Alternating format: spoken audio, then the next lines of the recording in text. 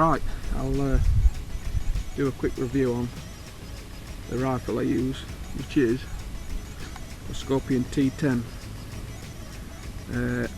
called the Scorpion T10. T for tactical, got the tactical black stock, and 10 for the 10-shot magazine that it comes with on the left hand side here. The synthetic stock comes with the sling studs already in it, which are mounted here and here, and if you wanted to, you could fit a bipod to the front, which I've got here. I'll show you fitting it in a minute. To take the 10-shot magazine out,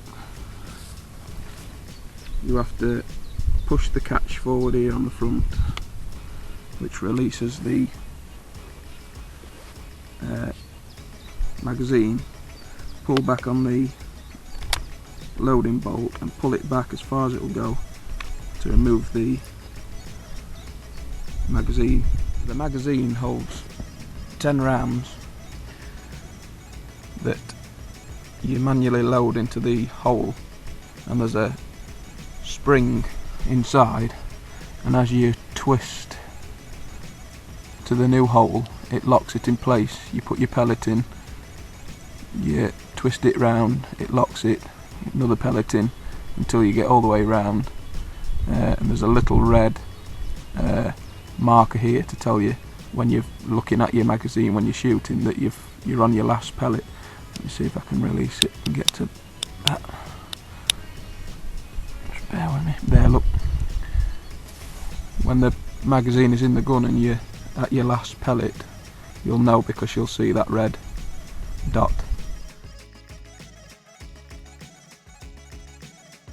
Right, once you've loaded your pellets into your magazine, to put it back into the rifle, into this slot here on the left hand side, you have to make sure the holding pin is forward here, and you put your magazine in, pull the pin back as far as it will go, and it slots in like that. You push the pin which holds the magazine in place back towards the magazine and push the bolt in, and it's loaded. It's put a pellet into the breech and it's loaded. Right, so you've loaded the magazine back into the gun, you've put the pin back in which has loaded a pellet into the breech, you've got the safety on, you're ready to take your shot. So you pull the trigger, it shoots the pellet, you pull the pin back which turns the magazine round and loads another pellet into the breech, pull the trigger and it fires another shot. The good thing about the magazine is the way it works.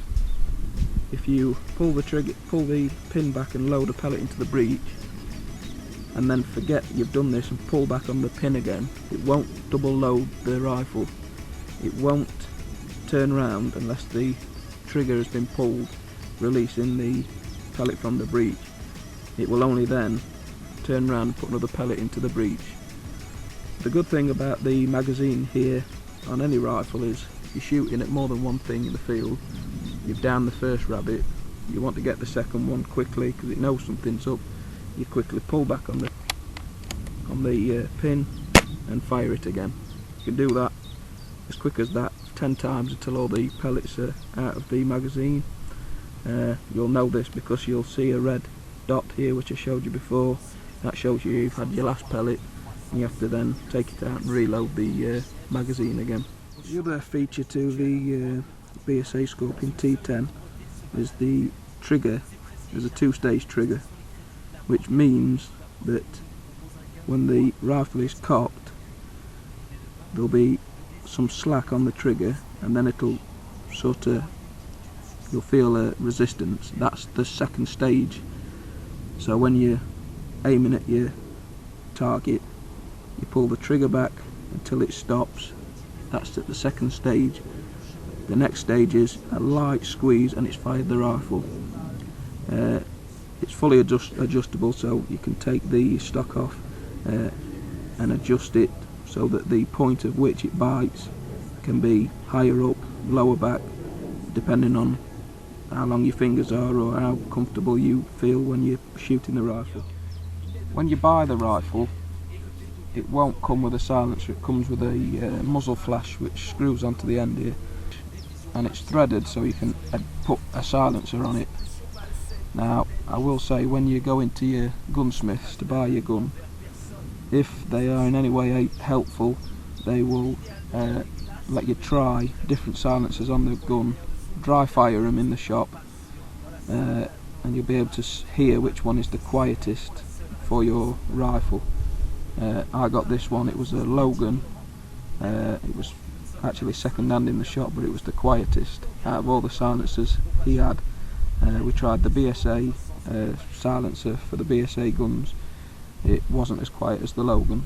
Also tried the YRAC or VIRAC silencers, wasn't as quiet as the Logans. So really, if you can, try as many silencers as you can until you get the right one. I tried 6 before I got this one, and it just screws on the end like so. Quite a long thread so it doesn't come off, and that's it. When you're zeroing your sights, make sure you zero your sights in with your silencer on. If you take your silencer off, it can change the way it shoots. So if you wanted to shoot without your silencer, take your silencer off, zero your scope again, and vice versa. If you wanted to shoot with your silencer on, put it back on, zero your sights. The other thing this gun has got is a free floating barrel, so it doesn't attach to any part of the rifle apart from here, where the shooting mechanism is. It's okay, but the only thing you've got to watch is that you don't lean the rifle on the silencer on anything such as a gate or a post, because you can push the barrel up, and if you push it up enough, it knocks it out of zero with your scope. This part of the rifle under here, under the barrel, is the reservoir for your compressed air. And what you do is, to fill it up, is you unscrew the cap like so, and there's a hole here, if you can see it, there's a hole there where you put in the filling adapter, either a diving bottle, and I push the adapter into the hole and fill it up to, it's about 190 to 200 psi bar pressure that this canister holds. This gun's a 177, so it'll do about 60 shots. If it's a 2.2, it does, I think it's slightly less. Well, someone said it's more, but I think it's less. It uses more air to push the pellet out, so it's heavier.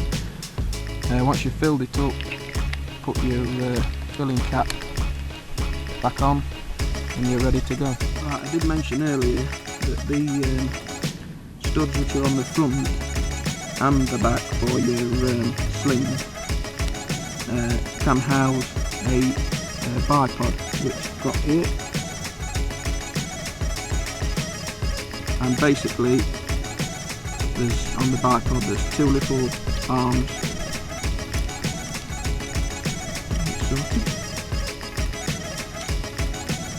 So basically on the bipod there's 2 little arms that stick out of the bottom, and a pin which winds them shut.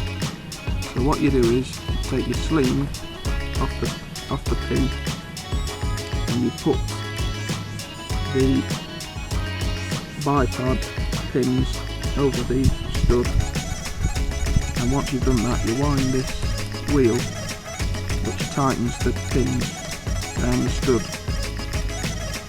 Keep it till it's really tight, and that's it. The bipod's now attached to the front stud. It gives you another stud here on the bipod that you can then attach your sling to. So now you've got your sling attached and your bipod attached. and the bipod legs fold down like so. Gives the rifle a nice finish, but it also makes it extremely steady when you're shooting it, making the accuracy a lot better. Right, I hope I've covered everything for the Scorpion T10. If you've got any questions, please leave them in the comment section below. Hope it was useful information for you if you're wanting to buy a rifle. I would recommend this gun. It's very good. So yeah, if you've got any comments, please leave them below and subscribe.